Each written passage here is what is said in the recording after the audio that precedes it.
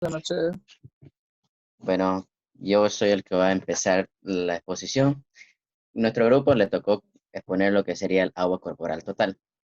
Antes de entrar a profundidad a este tema, primero hay que tener bien en cuenta algunos conceptos, como la siguiente. El primer concepto que vamos a ver es el medio interno. ¿Qué es el medio interno?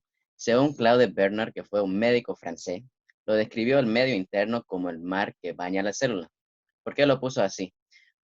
Conocemos que nuestro cuerpo está compuesto por millones y millones de cantidades de células dispersas en los diferentes tejidos, pero esto no se encuentran flotando por obra de magia, sino que se encuentra inmersa y flotando en agua, a la cual vamos a conocer como el líquido extracelular. Después hay que ver que se divide en dos compartimentos, que sería el líquido intracelular y el líquido extracelular, a la cual va a estar dividida a través de la membrana plasmática propia de la célula. El líquido extracelular a su vez se subdivide en otros dos diferentes partes, que sería el líquido intersticial y el transcelular, mientras que el líquido intracelular, o también llamado citosol, porque se encuentra en íntimo contacto con los organelos membranosos, como por ejemplo el aparato de Golgi, la mitocondria, retículo endoplasmático rugoso y liso, hasta incluso el núcleo. Después, otro compartimento que igual vale recalcar sería el líquido sinovial, peritoneal, cefalorraquídeo, pericárdica, intraocular y sangre.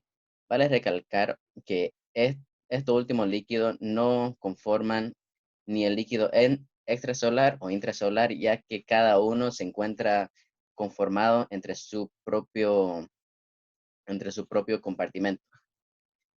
Y la suma de todo esto líquido va a dar origen a lo que conocemos como los líquidos corporales o el agua corporal total. Otro concepto que hay que tener bien en cuenta sería la homeostasis. ¿Qué es la homeostasis? Es el conjunto de procesos o mecanismos que se encargan de mantener el medio interno en valores óptimos para el buen funcionamiento del cuerpo humano. Es decir, que tiene que haber un equilibrio. Algunos ejemplos que lo voy a nombrar seguido sería el primero, la regulación de la temperatura corporal, en la cual tenemos la termogénesis y la termólisis. La termólisis, como vemos, es cuando el cuerpo está sometido a grandes cantidades de calor, como por ejemplo al momento de entrar al sauna o cuando nuestro propio clima está en 34 o 35 grados. Lo que hace el cuerpo para tratar de adecuarse a la temperatura es vasodilatación y la sudoración. Lo hace la sudoración para que libere un poco del calor que se encuentra dentro de nuestro cuerpo. Después, viceversa, la termogénesis, que sería la generación de calor, se va a dar en clima frío, como por ejemplo al momento de viajar quizá a Cochabamba o La Paz, donde el clima es más pesado, más frío, en la cual el cuerpo igual tiene que tratar de adecuarse a esa temperatura baja.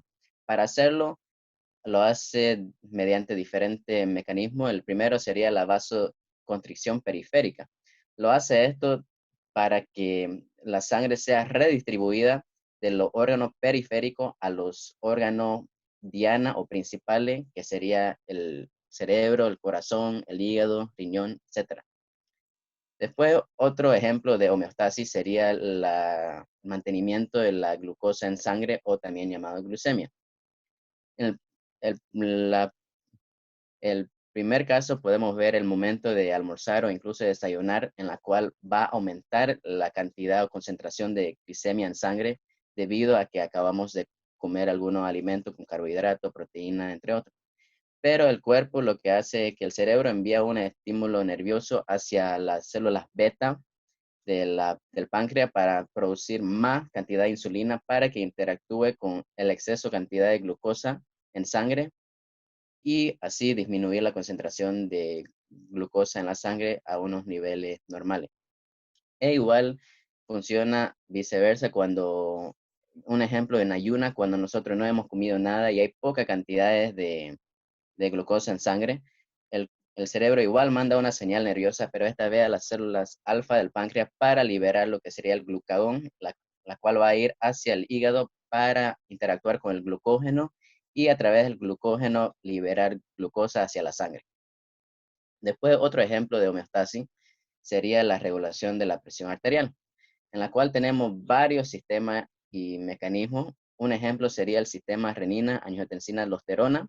Otra sería la hormona antidiurética. Otro sería los receptores, los varoreceptores y quimiorreceptores que se encuentran en el seno carotídeo y callado de la aorta. E incluso encontramos la fibra simpática a través de la adrenalina y la parasimpática a través de la noradrenalina. El agua corporal total se dice que abarca un 60% de todo nuestro peso corporal. Es decir, o esto equivale a 42 litros en total. Pero hay que tener en cuenta algunos factores, como por ejemplo la edad del paciente o de la persona, después el sexo de la persona e incluso los depósitos de grasa que tenga esa persona. Como vemos en la gráfica o en la foto del lado izquierdo, en un recién nacido o incluso un feto se dice que tiene aproximadamente hasta 80% de agua en todo su cuerpo, mientras que va creciendo, como vemos en el caso de del niño, tiene 70 hasta llegar a una edad adulta en la cual va a tener el promedio, que sería 60% en un hombre promedio de 70 kilos. Y a medida que vamos creciendo, en la persona de mayor edad va a disminuir esa cantidad hasta de 50 hasta 55. Se da esto debido a la pérdida de la elasticidad y de la retención de líquido que tiene una persona anciana. Después igual comenté que estos valores varían de acuerdo al hombre de la mujer.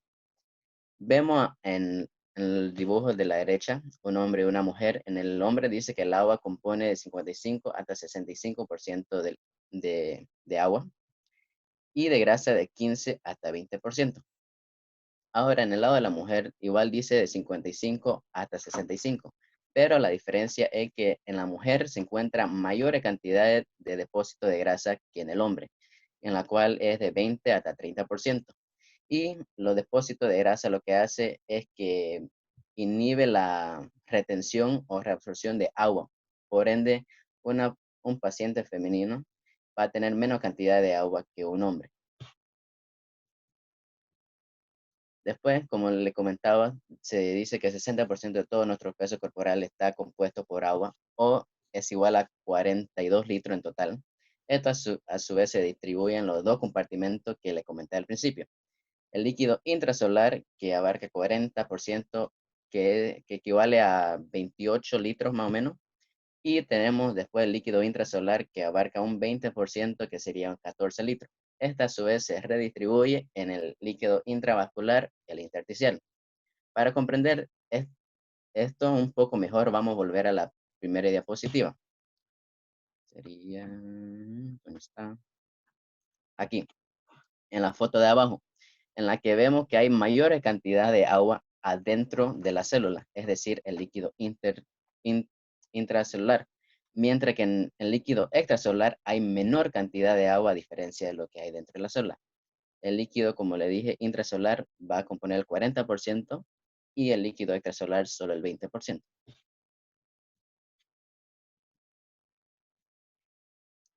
Luego, como le comentaba, el otro concepto que teníamos que tener bien claro era la homeostasis, que sería el equilibrio entre una sustancia y otra. En este sentido, tenemos el equilibrio entre la ingesta y la pérdida de líquido o de agua en nuestro cuerpo. Entre la ingesta se da por dos mecanismos diferentes, muy importantes. La primera en forma de líquido propiamente dicho de alimento, que equivale a 2100 ml al día. Y el segundo, que sería el metabolismo de los lípidos y el colesterol, que va a ser igual a 200 ml al día, lo cual va a dar un total de 2300 ml al día de ingesta de líquido. Después, en la excreción o pérdida, tenemos 4 puntos diferentes. El primero es la insensible. ¿Por qué se le conoce así? Porque el cuerpo no regula esa pérdida, es decir, es de forma espontánea, involuntaria, y se da por la piel y mediante la respiración. Cada uno con 300 ml al día, lo cual va a dar un total de 700 ml al día. En la piel se dice que se pierde agua por medio de la evaporación. Y vamos a pasar a la siguiente gráfica para explicarle un poco más esto. Tenemos corte histológico de lo que sería la piel, en la cual encontramos la epidermis, la dermis y la hipodermis. La epidermis, junto con la glándula sebácea y colesterol que se encuentra ahí, van a funcionar como va a ayudar a mantener o inhibir que se evapore mucha cantidad de agua, es decir, los regula. Pero ¿qué pasaría en la persona que quizá tenga quemadura de segundo hasta incluso de tercer grado? Como ya no tienen esta capa, la persona tiende a tiende a perder mucho más líquido mediante la evaporación que una persona normal. Por eso es importante tener en cuenta de que una persona con quemadura extensa tiene que estar bien hidratado. Y se dice que una persona que tiene quemadura extensa puede perder de 5 hasta 7 litros al día, cuando dijimos que lo normal es de 350 ml al día. Después, el sudor, se pierde sudor, depende del tipo de la persona que sea. Si la persona es atleta y hace ejercicio una hora o 2 horas al día, esta persona tiende a perder mucho más líquido mediante la sudoración que una persona que quizá no haga ejercicio, pero el valor promedio es de 100 ml al día. Luego también encontramos la pérdida mediante la S, aunque esto igual puede variar según la persona y según hay que ver si hay un trastorno gastrointestinal o incluso si la persona tiene diarrea. Como sabemos, una persona que tiene diarrea es el aumento de las deposiciones fecales e incluso hasta puede perder sangre mediante la S. Si la diarrea es intensa y prolongada, puede incluso llegar a provocar una acidosis metabólica que se conoce también como una acidosis hiperclorémica, pero el promedio, el valor normal, es de 100 ml al día. Luego, otra pérdida es mediante la orina. En esto hay que tener en cuenta tres diferentes factores, bueno, varios factores, pero el primero sería cuánto de agua o líquido toma esa persona al día. Si la persona toma aproximadamente 2 litros de agua al día, claramente puede incluso aumentar el valor de la excreción. Y hay que ver también si la persona toma o no está tomando diurético, porque al momento de tomar diurético igual va a excretar más cantidad de orina. Y igual es importante recalcar en la persona que quizá tomen alcohol o que están ingiriendo alcohol, que uno de los efectos del alcohol es inhibir la hormona vasopresina del hipotálamo hipoficiario. Y al inhibir la vasopresina va a hacer que haya mayor filtración glomerular y por ende se excrete en mayor cantidad de la orina. Pero el valor promedio es de 1400 ml al día. Si sumamos todo esto, da un total de 2300 ml al día, lo cual va a haber un equilibrio entre la ingesta y la pérdida de líquido. Luego se encuentra la sangre, que se considera igual a un compartimento líquido, pero no se clasifica en líquido intra o extracelular, ya que este se encuentra alojado en su propia cámara, como lo conocemos el aparato circulatorio, que está compuesto por venas y arterias. La sangre constituye un 8% de peso corporal, que es aproximadamente 12 litros, si no me equivoco.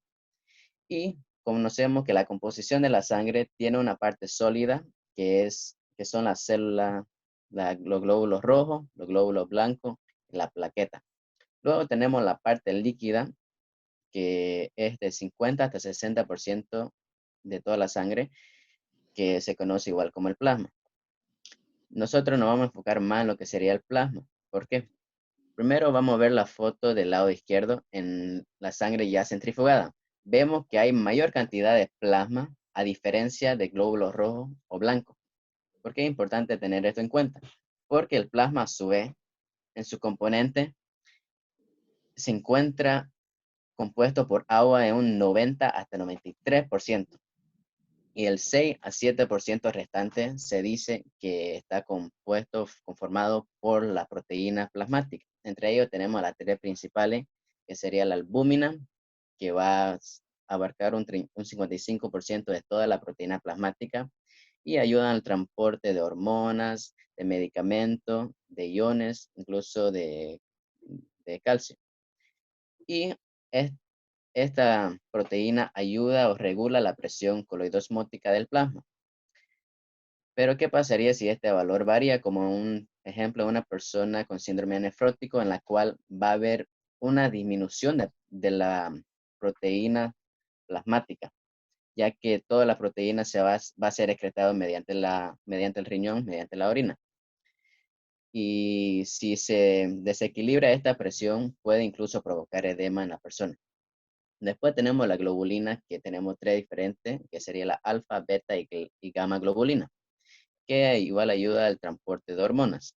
Después igual encontramos otra proteína que es el fibrinógeno, que junto con la vitamina K va a ayudar a lo que conocemos como la coagulación de la sangre. E igual encontramos en menor proporción los sales minerales y la glucosa. Luego, para calcular el agua corporal total de una persona, como le dije previamente, abarca 60% de todo el peso. Tenemos esta regla de 3 simple, que se dice que en 100 kilogramos de peso hay aproximadamente 60 litros de agua.